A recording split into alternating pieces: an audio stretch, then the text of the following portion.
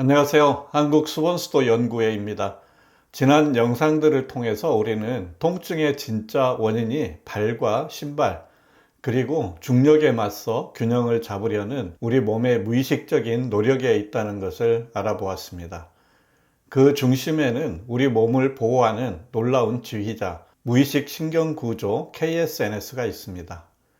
오늘은 이 놀라운 신경 시스템 KSNS가 어떤 법칙으로 우리 몸을 통제하고 보호하는지 KSNS 12법칙 중 가장 기본이 되는 첫 세 가지 법칙을 심도 있게 파헤쳐 보겠습니다. 이 법칙들에 대한 깊은 이해는 만성 통증의 근본 원인을 찾고 해결하는 첫걸음이 될 것입니다. 왜 내 몸이 아픈지, 그리고 어떻게 해야 그 통증에서 벗어날 수 있는지에 대한 가장 근본적인 해답을 얻어가실 수 있도록 수본수도의 핵심 원리를 알기 쉽게 설명해 드리겠습니다. KSNS의 첫 번째 법칙은 외부 자극에 대한 우리 몸의 반응이 접촉 시간에 따라 의식적인 반응과 무의식적인 반사작용으로 나누어진다는 원리입니다. 그 경계는 불과 0.3초입니다.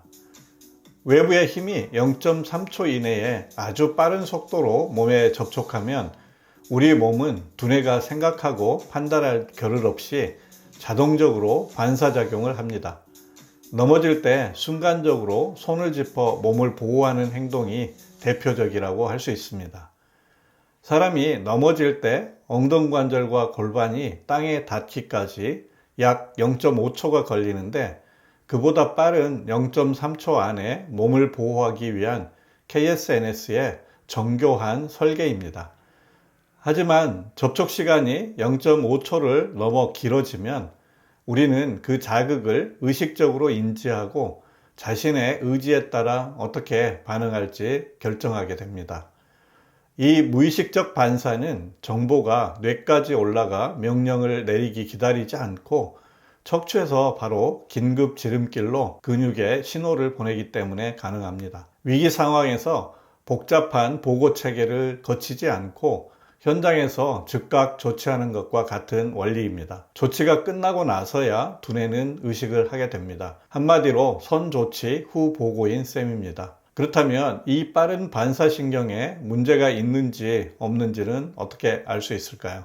바로 여기에 수본의 비밀이 있습니다. 수본을 할 때 의도적으로 0.3초 이내에 빠른 충격을 가해서 우리 몸의 무의식적 반사작용을 테스트합니다. 만약 환자의 몸이 0.3초 안에 즉각적이고 강하게 반사하면 KSNS가 정상적으로 작동하는 것입니다.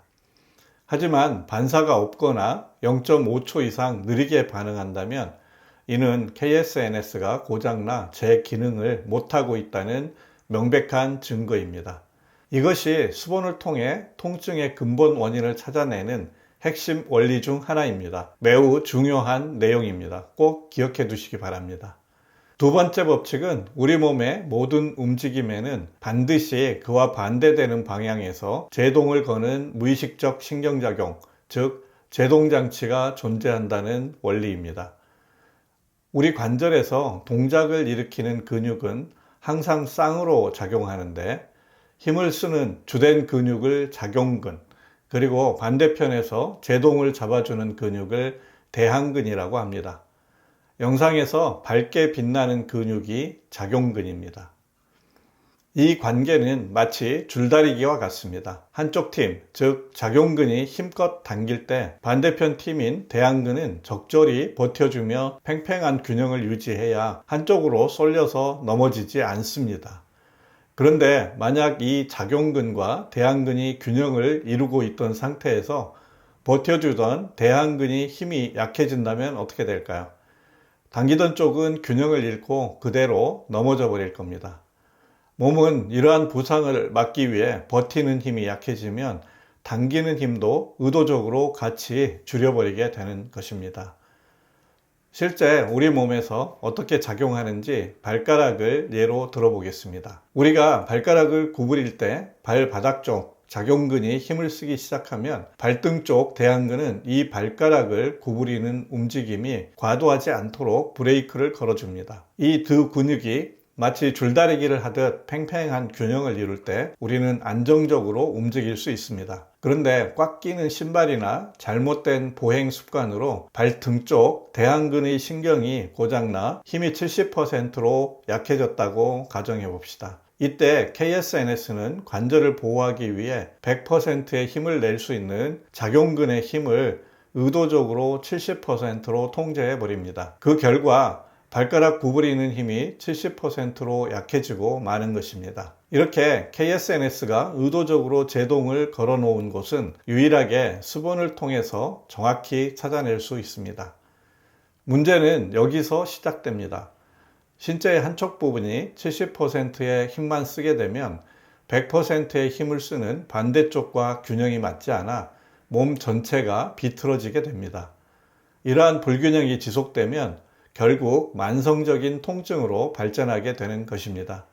즉, 지금 느끼는 통증은 병 그 자체가 아니라 고장난 제동장치 때문에 더 큰 손상을 막으려는 KSNS의 필사적인 보호 반응일 수 있다는 것입니다.